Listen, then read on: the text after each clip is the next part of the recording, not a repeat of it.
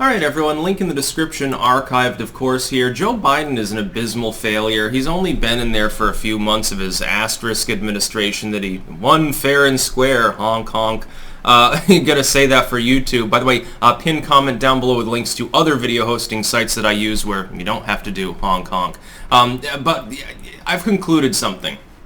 Looking at the current political field, unless you have a dark horse uprising candidate, with the exception of DeSantis, and I think he'd be reluctant ultimately to run in 2024, specifically because, you know, he's got shit to do in Florida. He's one of the more powerful governors. It's a prestigious position. You might have a situation where he decides to run because you'll have a non-incumbent Democratic administration. It's very likely that Biden will choose not to run if he makes it through. It's not entirely likely at his state of degeneration neurally that he's even going to make it to the end of his term without resigning. Kamala could push him down the stairs, or he doesn't even need to be pushed going up or downstairs, apparently. He'd break his foot 3 or 4 more times, people get a little bit suspicious. He could be facing off potentially against a non-incumbent individual, like Kamala. Maybe she decides not to run in a stroke of genius, but other than that, with the exception of DeSantis, I think we need Trump 2024, and I'll try to tell you why. And there's a preface to this, which is that the America First crowd really needs to primary out all the dross from the GOP. Otherwise, people like me will be reluctant to even back the party, even if Trump's the candidate. And that's the problem is you have to give him a party at large willing to work with him if you get him in there. You need to get rid of the Romneys, the Liz Cheneys and stuff. If we want to fix the damage, which is already incredible under Beijing Biden's inept administration, you need someone who has executive experience. I would be hesitant to back a Republican candidate predominantly from a legislative background, somebody like Cruz, even somebody like Rand Paul, though I like the dude. I think this is the skill set, and this is something that you can study if you take American history at like a high level. Some colleges have like presidential history and shit. If you study the situation, you find that there's a big discrepancy between presidents predominantly governing from a background where they were a high-ranking governor, gubernatorial style candidate, or in business, like corporate. Technically speaking, Trump, even without being an incumbent, comes from an executive background. In his role as Donald Trump, whether it's on TV or in a boardroom, he's calling the shots, he's the bigwig. There's a quasi-legislative boardroom mentality, maybe, but ultimately he's the big kahuna. As opposed to a legislative background where the person predominantly has a consensus-building background. This is Biden's big problem. Technically, he has both forms of experience, but he was an in-the-background VP. He was the VP to someone who himself was a very imperialistic figure. Obama liked to be the head honcho. He wasn't into working well with others. Neither were the Republicans for most of his second term. This is a problem at times, but predominantly legislative. Mostly he was a senator. He was the senator from Delaware. This is at this particular juncture a problem. Gubernatorial and executive presidents typically do better because it's an executive position. They've kind of understand the mentality behind it, whereas people who come from usually a Senate background, the very few people from the House of Representatives get there, they don't tend to do as well. And so from a hybrid background, then there's a preponderance of where they spend most of their time. Biden doesn't primarily be VP, he primarily is Senator Biden through the past, the 70s, and the 80s, and the 90s, and then only fairly recently has that executive experience. Now, again, will Trump actually run in 2024 is the big question. I think that I think that he intends to run. I think there are several things that could prevent that from happening. Number one, you see a massive recovery. But the thing is, that's just not likely under Biden. And certainly if Biden croaks or resigns or whatever is forced out by the 25th Amendment and Kamala's in there, I think that makes it more likely that Trump would run, because he'd be like a shark in the water smelling blood at that point, because she's not capable of waging a legitimate presidential campaign. She's not well-spoken. She's not very personable. She's a psychopath. She's nuts. She's also got a huge amount of baggage, and the fact that she's the border czar, but she's not visiting the U.S. border, is starting to rankle even liberal individuals. I think that'd be an advantage for Trump. But I think health is the biggest thing. Donald Trump is almost 75 years old. Biden is pushing, what is it, 79 at this point, so that might play a role as well, but Trump himself is no spring chicken. He would be legitimately, by 2024, he'd be elderly. 75 is the cutoff for the official term, elderly. This hasn't been made a problem as much in the last few elections, specifically because the Dem candidate was also old. But what if he has a health issue? What if he has a heart attack? It may not be particularly likely at any given point, but when you get up into your 70s, it can happen. What if he has a stroke or say he gets debilitated? That could be a problem.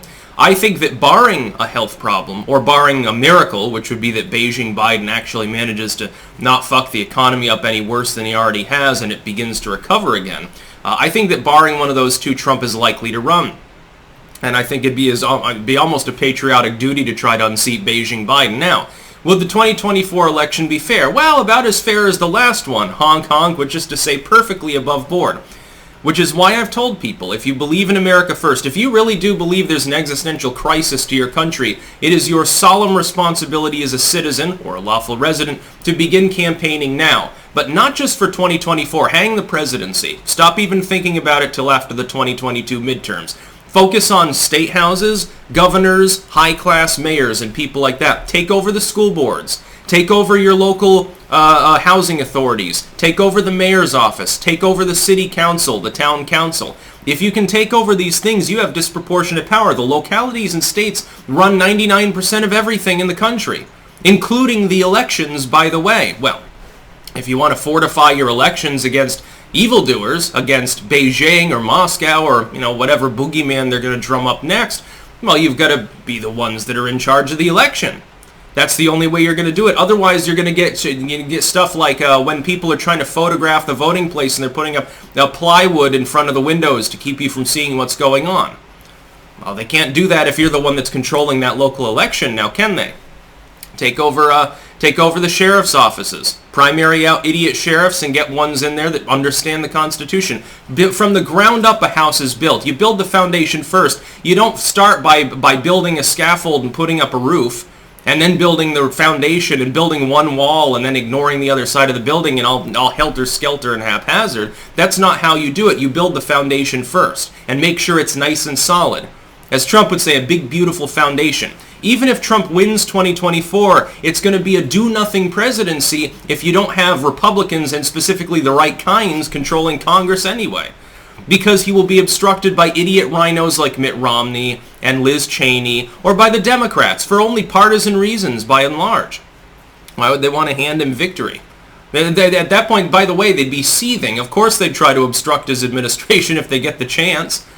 But why do you think they're trying to get Breyer to retire? They're terrified right now that Trump or DeSantis is going to be president in 2024. Breyer is going to kick off, which at his age would be almost inevitable in that time period, and there's going to be yet another actual conservative justice, which means that instead of a very narrow 5-4 split, because remember Roberts is a leftist, you'd actually have a solidly conservative court for a generation to come. If you can accomplish this, but you got to work for it. You've got to do the groundwork.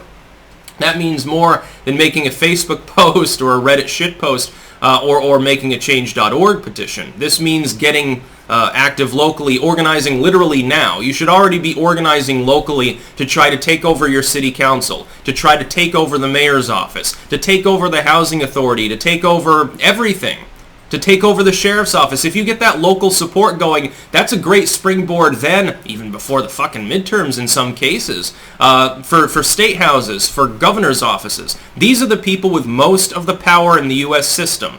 If you can get the states together, if you have enough state control, you can pretty much nullify bad federal laws anyway. It's been done. It's being done right now.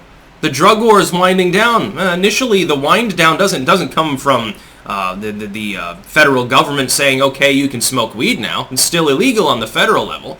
It's not about that. It's about states. They refuse to enforce it. Well, there you go. And the feds have better things to do than bust, small-time drug user.